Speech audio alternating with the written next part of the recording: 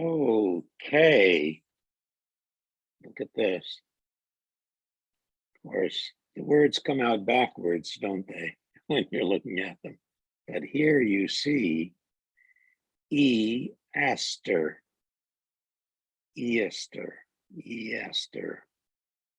Bunnymund.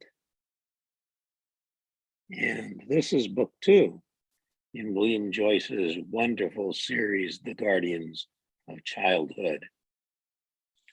And the title of it is Aster, book 2, Aster Bunnymund and the warrior eggs at the Earth's core. Oh gosh. It's another illustration of Bunnymund. So let's find out, who is this Bunnymund? Shall we? And this is, before chapter 1, a recap, a prelude, and a premonition of terror.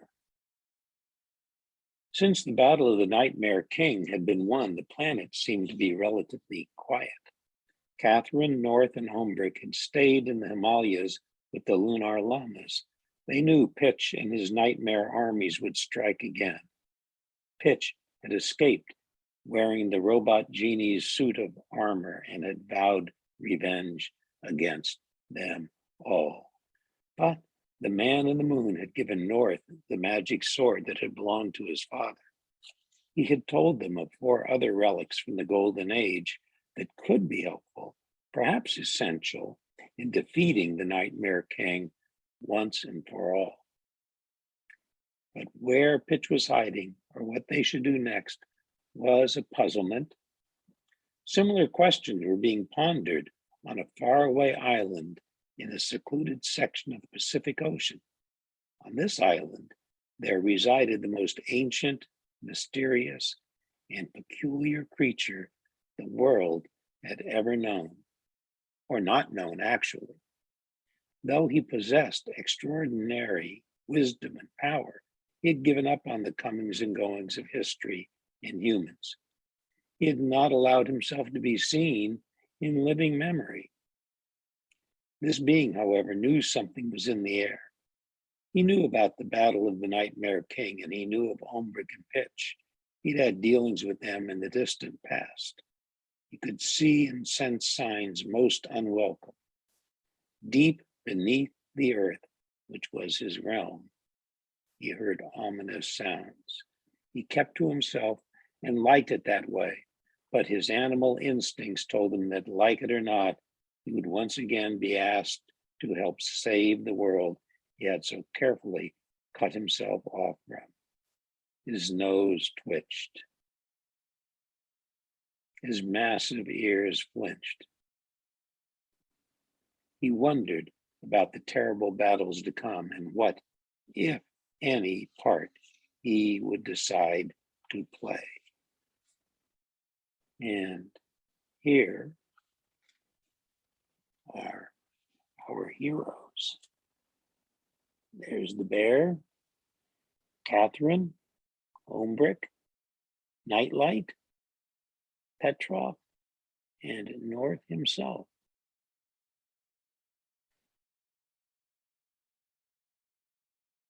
Catherine is quite growing up.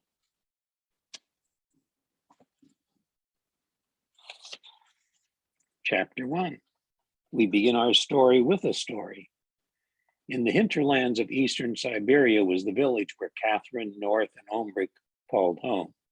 The village of Santov-Clausen felt somewhat lonely without them, but a dozen or so adventurous children played in the enchanted forest that protected their homes from the outside world. The surrounding oak trees were among the largest in the world. Their massive trunks and limbs were a paradise for climbing. Petter, a strong boy of 12 who imagined himself a daring hero, catapulted onto the porch of his favorite treehouse. He landed just ahead of his little sister, Sasha. She was testing her latest invention, gloves and shoes that allowed her to scamper up a tree like a squirrel, but Petter's catapult was faster. "I'll beat you next time," Sasha said, hoping that a small engine on the heel of each shoe would do the trick. You see, the children in Santa Claus are constantly inventing things, using their imagination to make things that they would like to introduce to the world, or use, or just do it for the fun of it. She peered down at the clearing hundreds of feet below. The village's bear, a massive creature, loped around the perimeter of the clearing along with Petrov, the horse of Nicholas St. North. Sasha was wondering if she'd ever be allowed to ride Petrov when she spied tall William, the first son of old William, squatting on his heels, talking to a group of centipedes. The children of Santa Clausen had begun to learn the easier insect languages, ant, worms, snail, but tall William was the first to tackle the more difficult speech of centipede. Sasha pressed a trumpet-sized sound amplifier to her ear. Tall William reported what the centipede said, that all was well. Pitch, the nightmare king, was nowhere to be seen. It was a warm summer day, but the memory of that terrible time when Pitch appeared in Santa Clausen made Sasha shiver, as if it were the darkest night in deepest winter. Pitch had once been the hero of the Golden Age, an ancient time when constellations ruled the universe. His name in those days long ago was General Cosmotos Pitchner. Cosmotos or Cosmatos, not sure which. Cosmatos Pitchner. And he had led the Golden Age armies in capturing the fearlings and dream pirates who plagued that era. These villains were wily creatures of darkness. When they escaped, they devoured the general's soul, and from that moment on, he hungered for the dreams of innocent children and was simply known simply as Pitch. He was determined to drain the good from dreams until they became nightmares. Every last one of them. So that the children of Earth and then other worlds would live in terror. And the dreams of the children of Santa Clausen, who had never before known fear or wickedness, were the prizes he coveted most. Sasha, like the other children of Santa Clausen, had survived that terrifying night when Pitch's fearlings had nearly captured them in the enchanted forest, thanks to a glimmering boy with a moonlit staff who drove back the inky marauders. Now she climbed out onto a branch and hung by her knees, still holding the ear trumpet. The world looks different upside down, but it sounds the same, she thought. Sasha listened once more, then lowered the sound amplifier. The insects had said, all was well. They all had said, all was well. Even so, what if Pitch and his fearlings come back? She frowned. But before that thought could darken her mood, Petter called out for a new contest. "Race you to the clearing," he shouted, leaping from the nearest branch. Scrambling down the tree, Sasha's shoes and gloves now gave her the advantage. She landed proudly in front of tall William and his brother, William, the almost youngest. Her own brother was still half a tree behind. She was about to brag about her victory when she spotted the stone elves hunkered amidst the vines and trees. There were at least 10 statues in total, and they made for an eerie and unsettling sight, some with arms raised, swords at the ready, others frozen in mid-scream. Remember who they were? They were Nicholas St. North's band of outlaws turned to stone by the spirit of the forest. The spirit had spared North, for he alone was true of heart. Rejecting her offer of riches, he had gone to the village's rescue when Pitch attacked again. He then decided to stay in Santov Clausen and became their wizard Ombric Shalazar's apprentice. So we're going back, recollecting what's happened previously. The spirit of the forest was just one of the magical barriers their wizard had devised to protect the village when he first created it.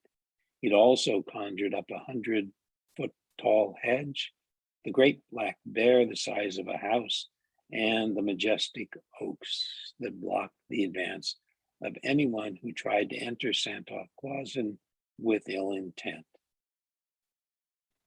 Oh, but none of these had been able to protect the children from the shadows and fearlings at Pitch's command. Petter and his friend Fogg began crossing stick swords with each other, acting out the battle that took place when Nicholas St. North had come face to face with Pitch.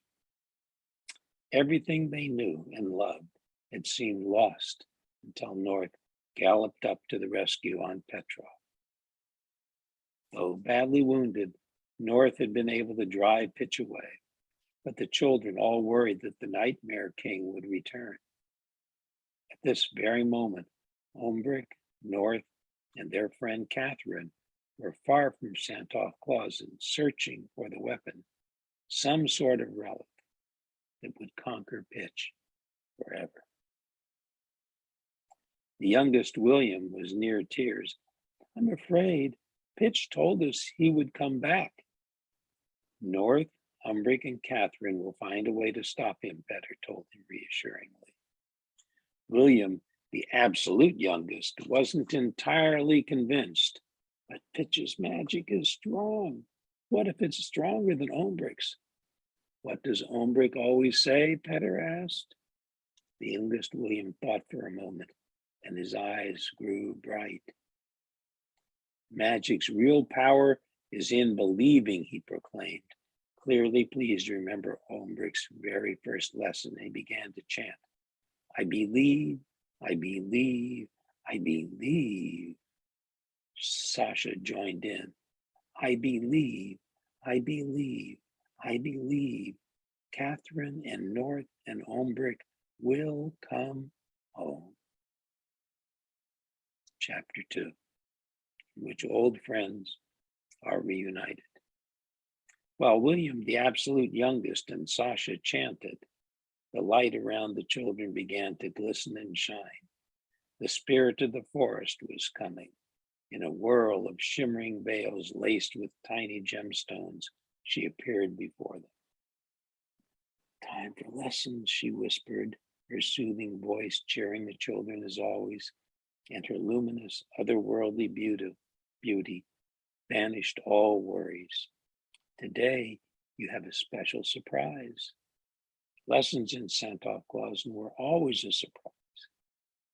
On any given day, the children might learn how to build a bridge to the clouds or how to make rain come from a river rock. So if the spirit of the forest said the surprise was special, it must be amazing indeed. The children broke into a run toward the village with Petrov and the bear galloping beside them. The spirit of the forest glided above them, enveloping the children with trails of light that tickled and swirled around them. They paused only to stomp on the rift in the ground where Pitch had disappeared when he'd retreated. William, the absolute youngest, stomped the hardest of all. Lessons took place inside Ombric's home in Big Root, the oldest tree in the village and the center of its magic. The huge branches swayed and waved as the children dashed up its massive roots and into its hollow. Ever since Ombric had set off on his mission with North and Catherine, the children's parents had been helping them with their lessons. But on this day, there was a surprise indeed. A towering stack of packages, all identical, cluttered Ombrick's library. There were so many that the bees, spiders, and ants who kept Ombrick's workroom tidy couldn't keep up with all the packages. In charge of the library was Mr. Qwerty, a glowworm who loved books above all other things. He could generally be found meandering up the spine of one book or down another, cleaning the covers or repairing torn pages. Roughly 6 inches long, he was a bright, spring-like shade of green, had quite a number of legs, and wore small round glasses perched on his nose. He was also the ultimate authority when Ombrick was away. He had wriggled down from the book stacks to oversee the package deliveries. So the glowworm. You might want to draw what you think the glowworm looks like. Here's what.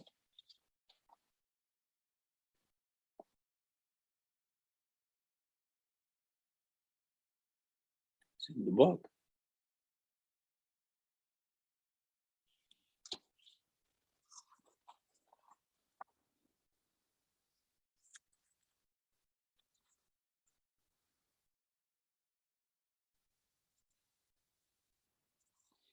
Careful now, he told them in a surprisingly human-like voice. He was the only insect in the known world who spoke human languages. Of course, the children examined the presents with keen interest. They look like North's work, said Fogg. Comment caused a wave of excited chatter. Then they noticed a small army of ants hauling a package larger than the others through Big Root's entrance. I wonder who that one is for, said William, the absolute youngest, a hint of hopefulness in his voice. Are there any labels? Sasha asked. Just then, the giant globe in the center of the room, the one that Ombrick slept in, swung open. The inside was hollow except for a single wooden rod near the bottom, which Ombrick stood on to sleep. Like a bird, huh? The children always wondered how he managed to not fall off, but apparently for wizards, this was normal. As always, the dozen or so owls sat on their perches around the globe. They had the singular ability to communicate with the wizard with their minds. The owls spent a good portion of their day preening, but now they began to hoot, slowly and deeply. At the center of the globe, a flat circular glass plate appeared. It started to glow. An illuminated image shimmered across it, and a familiar face came into focus. The children cried out happily, Ombrick! It was Ombrick! It had been weeks and weeks since he'd left, and questions tumbled out in shouts. Where are you? And how is Catherine? And especially, whose presents are these? The old wizard held up his hands. First things first, he said with a laugh. Tell me, has anyone had a nightmare? The children looked from one to the other, shaking their heads. No, said Fogg. Old William had his birthday, Petter added. So did William, the absolute youngest, Sasha reported. We're still the youngest and oldest in the village, the youngest William piped up. Even when I have a birthday, I'm still the littlest, he concluded with a frown. I'm still the littlest. Then everything is as it was and as it should be, Ombrick said with a satisfied nod. I knew everything would be in order in the capable hands of Mr. Qwerty. Upon hearing Ombrick mention his name, Mr. Qwerty momentarily stopped resewing the binding of a book titled Interesting Unexplainables of Atlantis, Volume 8, and gave them all a little wave. Tall William, Ombrick said, nodding at the boy. I do believe you've gotten 7/8 of an inch taller. Tall William sat up a little straighter. a pleased smile on his face. Sasha, I hear you figured out how to climb trees faster than a squirrel. Sasha raised her feet and hands so that Olbrich could see her invention. Ingenious, he said, stroking his beard. For every child, he had a cheering observation or a bit of praise or encouragement.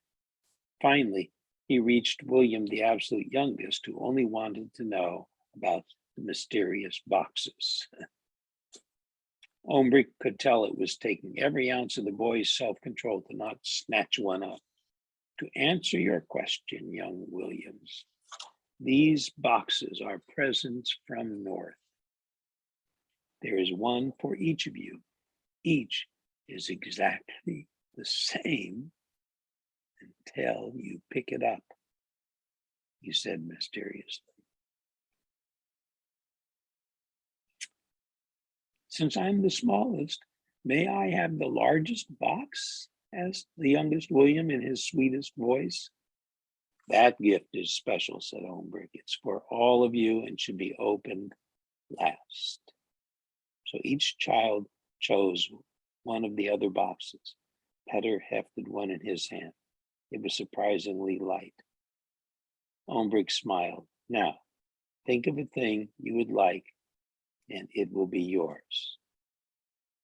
Petter closed his eyes and thought of his very hardest, or thought his very hardest. Petter closed his eyes and thought his very hardest. What is it that he would really like? When he opened them, instead of a box in his hands, there was a pair of special shoes that would allow him to glide over water. William, the absolute youngest, found a small mechanical soldier that could move about on its own. It carried 2 swords, which it waved wildly. It's just as I daydreamed, the youngest William cried. Tell North thanks.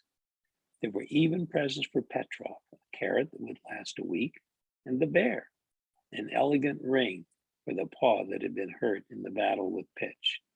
When all the wishes had been granted, the children turned to the larger box. That one is from Catherine, Olbrich told them. The aunts carried the oversized package to Olbrich's cluttered desk. As they set it down, the package began to unfold on its own, and out came a book. Catherine has written a story about our adventures since we left you. She misses you all and wishes she could tell you in person, but until then, her book will tell you the story. Now, before we start, we must begin with the first spell I ever taught to you. Do you remember? Olbrich asked. The children glanced at one another, grinning. Did they remember? Why, Sasha and the youngest William had just said that spell in the forest. Pleased to be a step ahead of their teacher, for once they began to murmur. And as the words, I believe, filled the air, the green leather cover of Catherine's book opened with the contented sigh of a brand new story entering the world. The pages turned, stopping to reveal a delicate drawing of Catherine. A gold ribbon marked the page. At the top, in Catherine's crisp handwriting, were the words, the beginning.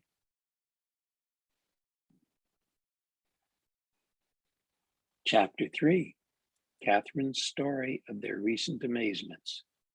To the children's surprise, the drawing of Catherine began to move and talk.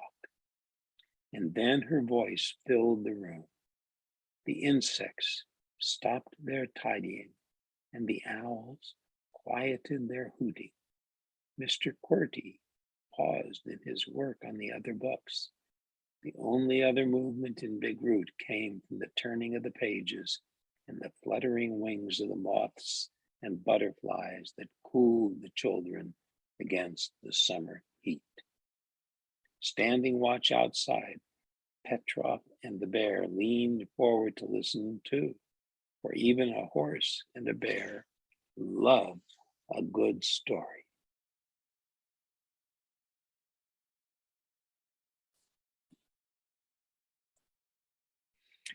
Did you also get a present? William, the absolute youngest, asked the Catherine drawing. If you didn't, I'll share mine with you when you get home. I got a wonderful present, Catherine assured him. It's all part of the story. And so she began, the pages of the book turning as she talked. You remember how Pitch disappeared into the ground to escape the sunlight? The children all nodded. Light was the one thing that Pitch could not stand. And remember how North made the mechanical genie? The children nodded again. Good. Now I will tell you what became of the genie. The children leaned in closer, unable to take their eyes from the drawings as Catherine filled them in on what had happened over the last several weeks. Pitch had possessed the genie disguised as a spider, and he had learned Ombrick's spells of enslavement. He'd turned Ombrick and North into porcelain toys and was going to destroy them. But the spectral boy named Nightlight saved us all. The children gasped at this news. Petrov whinnied. Even the butterflies stopped fluttering. Nightlight is a great hero, Catherine said, her face beaming. He was once the protector of the man in the moon, and he kept Pitch trapped for centuries. He is fearless and powerful, and now he's our friend and protector. The children looked at one another, eyes wide. Nightlight and I found Ombrick and North in the high Himalayas, the tallest mountains in the world. But since Pitch had gotten inside the genie's metal shell, no light could get through to him, and he was practically invincible. He'd gathered a huge army of fearlings. There was a terrible battle, and all hope seemed lost. Then, Nightlight brought his own army to help us. What kind of army? Petter had to ask. Catherine grinned. Moonbeams. And the lunar llamas sent abominable snowmen. You know, the ones Ombrick has always talked about? They're real, as big as our bear, and there are hundreds of them. They're actually called Yetis. The children cheered as Catherine's drawing showed scene after scene of the battle. Then the pages paused at a sketch of Catherine, Ombrick, and North as they stood within a sort of castle. Where is that? Sasha asked. Ah, that is the Lunar Lamadary. It was built by the Lunar Lamas. They're holy men older than even Ombrick. The next drawing showed Ombrick, North, and Catherine surrounded by Yetis and Lunar Lamas. Then the page turned, and there was a drawing of the kindest face they had ever seen. Who's that? Asked Fogg. He is the man in the moon, Catherine told them. The children murmured amongst themselves, the man in the moon. The man in the moon told us Pitch had crashed to Earth, and it was Nightlight who trapped him deep underground for all those centuries when he disappeared, Catherine recounted. The man in the moon told us that now that Pitch had returned, he will never stop, and he asked us if we would join the war to destroy Pitch forever. So will there be more battles? William the youngest almost gulped.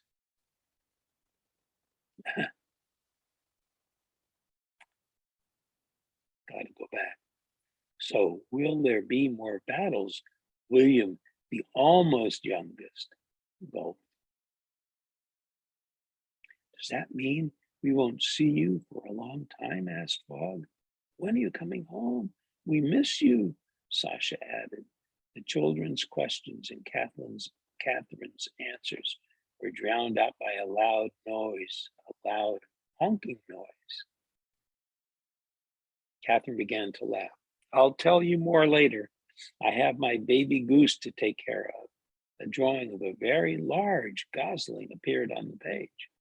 William, the absolute youngest, jumped closer for a better look. Is that your present? Yes. Her name is Kailash. She's a Himalayan snow goose, and she's going to grow as big as a horse. She thinks I'm her mother, but tonight at bedtime, my book will tell you all about her, I promise. Then the book closed itself slowly, and the children were left with the impossible task of having to wait till bedtime to hear the rest of the story. Yet, they were the children of Santa Claus, and mischief and magic would speed their day. But for a glowworm named Mr. Corty, there could not be enough time. Of all the books in Ombrick's library, Catherine's was the most amazing. He would spend the rest of the day polishing it till it shined like a jewel. Chapter 4, a short frolic across the planet. Meanwhile, far away in the highest Himalayas, Catherine sat at one of the moon-shaped tables in the library of the Lunar Lamadary. It was there that the Grand High Lama had taught her how to make her magic sketchbooks. How, if she thought hard enough, the drawings and the words she wrote could come to life on the page. The ink and paper she used were ordinary, but her mind, her imagination, was what gave the words and pictures their great power. The power to connect her to anyone who read her stories. This was the first time she had tried to contact her friends through one of these charmed books, and she was thrilled by how well it had worked. It was as if she were right there in Ombrick's library, sitting next to the youngest William and the others, but it also made her miss her friends even more. Nightlight sat perched on one of the library chairs, also listening to Catherine's story. He especially enjoyed the parts about himself. Catherine was never happier than when Nightlight was nearby. Though he never uttered a word, they had become very close. He was a miraculous friend. He could fly and speak to moonbeams with his mind. He made her laugh and always kept her safe. But it was in the nearly silent times that the real strength of their bond was evident. A friend who understands everything without being told is the rarest and best kind of friend. It was in the nearly silent times that the real strength of their bond was evident. A friend who understands everything without being told is the rarest and best kind of friend. So this evening, without Catherine having to say a word, Nightlight could tell that she missed the children back in Santa Claus and worried for their safety. While Catherine fed her gosling, a process that involves several yetis and an astonishing amount of oatmeal, Nightlight set off for Santa Claus to make sure that the children were safe. Catherine didn't see him leave, but she knew that he had left. This was the time of the day when he would fly across the world to check for signs of pitch. Nightlight's life was divided into 3 parts. First was the time when he was guardian protector of the little man in the moon, time he could barely remember.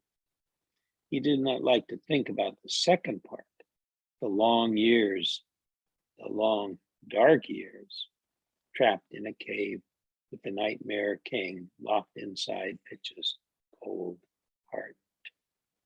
The third part of Nightlight's life was the present, the time of freedom and friendship. This part of his life was happier than any time he could remember. Whenever he leaped onto a breeze or a cloud or helped guard the children, he felt brave and strong and bright.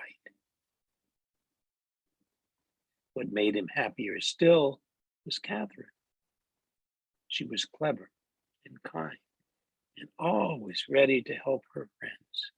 And because Santa Claus was Catherine's home and was special to her, Nightlight checked the village extra carefully on his nightly patrols.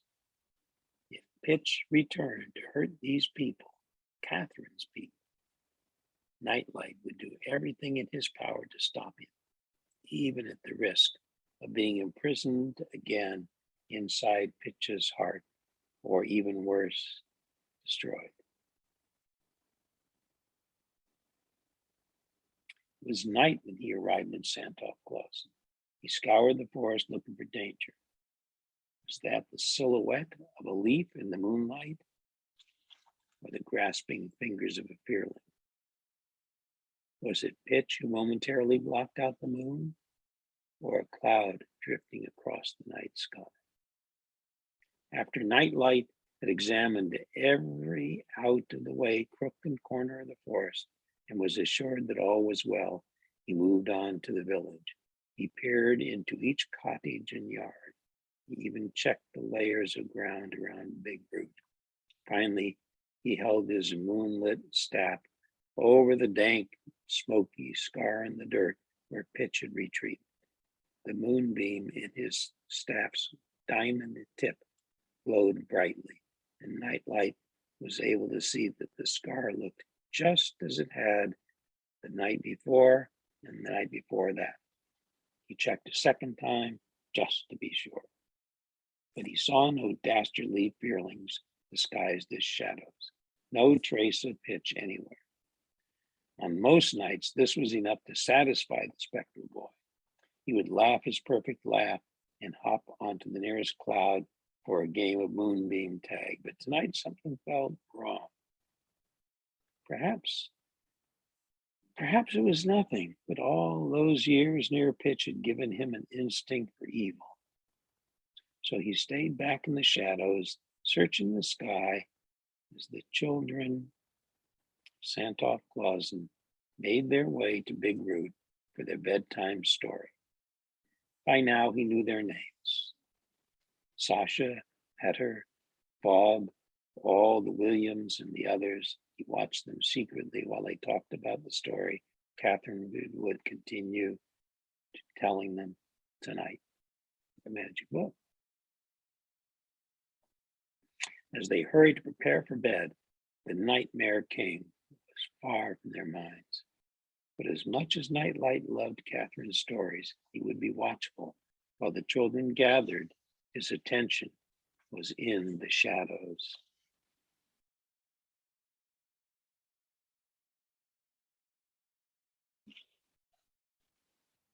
Here are the villains. Pitch himself and the spider that he became and went into the genie's ear.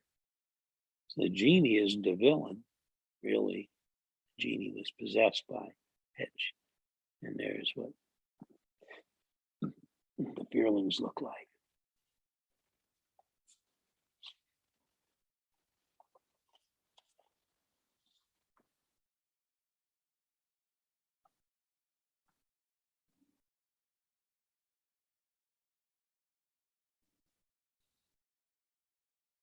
A bedtime story with a girl, a goose, and snowmen who are not so abominable. As the children of Santa Claus tumbled into Big Root that evening, bunk beds materialized from the tree's hollow center. Each row, fanning out like the spokes of a giant wheel, was stacked 5 beds high. Twisting up and down the center was a spiral staircase. William, the absolute youngest, scrambled up the stairs and was the first to reach his bed. He propped up his metal soldier against a pillow so he could see Catherine's book, which was suspended from the ceiling by a strand of Mr. Qwerty's silk. In another moment, the rest of the children had found their bunks. Warm cocoa hovered in the air by each bed. Cookies also appeared. The children sipped and snacked and waited for Catherine's story to start again. She's going to tell us about the giant baby goose, Sasha said. And Nightlight, William, the absolute youngest, added. He's my favorite. Nightlight, hovering outside, moved closer to the window at the sound of his name. Though worry still nagged at him, Petrov and the bear stood watch by the door, so Nightlight allowed himself to relax. He pressed his face against the glass just in time to see Catherine's book reopen. As it had that afternoon, Catherine's voice filled Big Root. The pages turned, and the story started again. Tonight, I'm going to tell you about my gosling, Catherine's voice began. The tale of the baby snow goose is sad. Sasha protested immediately. I don't like sad stories. It only begins sadly, Catherine assured her. Satisfied, Sasha leaned back against her pillow. A moth settled beside her, and together they watched the pages stop at a drawing of a giant pile of snow and ice. The drawing, giant pile, snow and ice. After the battle, Pitch had retreated inside the genie's bottle, Catherine's drawing. After the battle, Pitch had retreated inside the genie's body, Catherine's drawing told them. But as he left, he caused an avalanche that buried the nests of the great snow geese. The children, as the pages turned to a sketch of one of the enormous birds. Catherine explained how she helped them dig out a most beautiful silvery egg that had buried in the snow. The parents could not be found, Catherine said sadly. Then she paused. The children of Santa Claus all knew the story of Catherine's parents. They too had perished in a blizzard when Catherine was just a baby. So it was no surprise to the children that Catherine's heart went out to the little orphaned gosling. We looked closer at the egg, Catherine told them. It shuddered, and we heard a tiny tapping sound. A small hole appeared, then a little orange beak pecked through the eggshell, and then a white feathered head pushed its way out. A picture of the baby goose, half in and half out of the shell, appeared before them. I wish you could feel how soft her feathers are. Maybe I'll be able to bring her home. I named her Kailash. That's the name of the smallest mountain in the Himalayas. Kailash, repeated Sasha. I like that name. So Mount Kailash is a holy mountain, actually, in the Himalayas. It's a place of pilgrimage. Walk around Mount Kailash.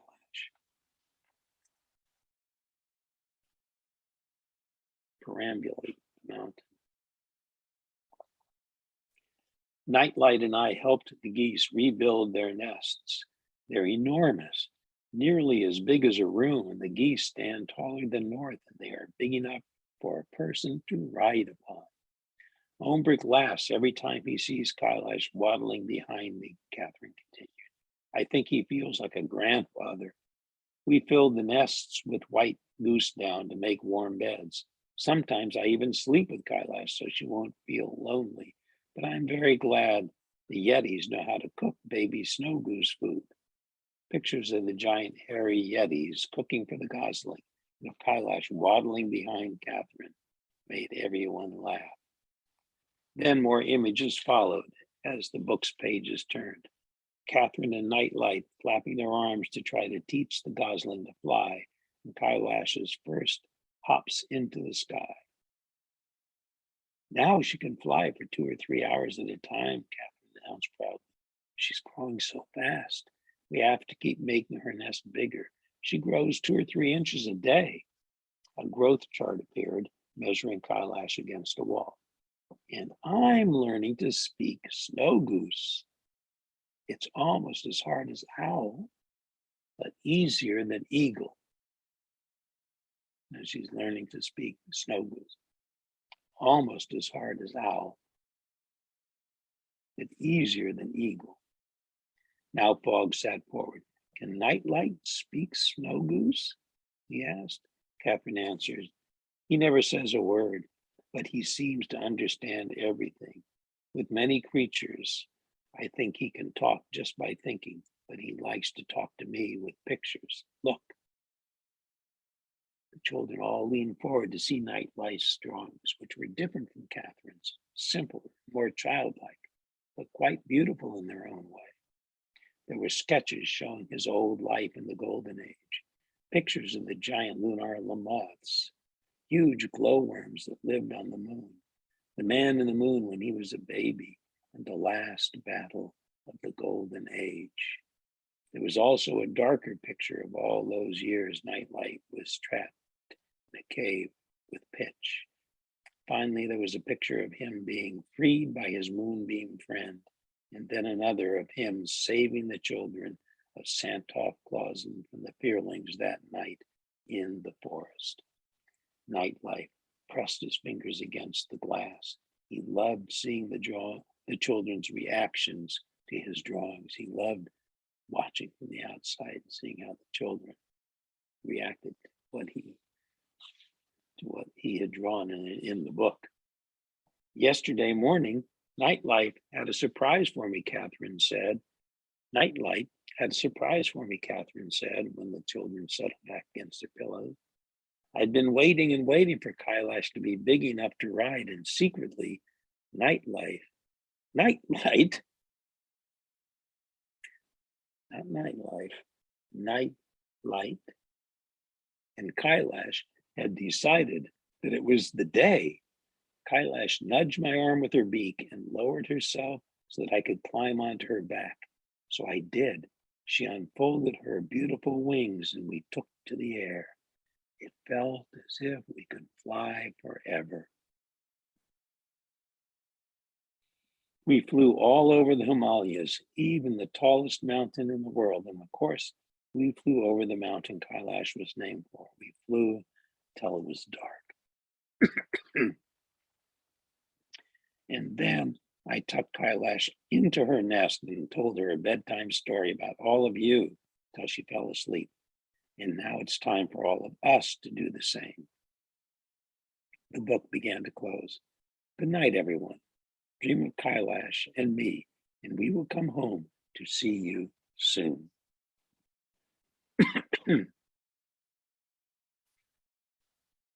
The story had ended happily as Catherine had promised. William, the absolute youngest, yawned and rolled over with a quiet snore. Sasha kicked off her covers, and a troop of beetles pulled them back up over her shoulders. Petter was soon dreaming about giant geese and abominable snowmen. Catherine hadn't told her friends that North and Ombrick were trying to discover where the other relics from the moon were hidden. She hadn't told them that the Nightmare King had vowed to turn her into a fearling princess and to make nightmares real. Those things scared her, and she knew they'd scare her friends too. Besides, she was sure Nightlight would be watching over them.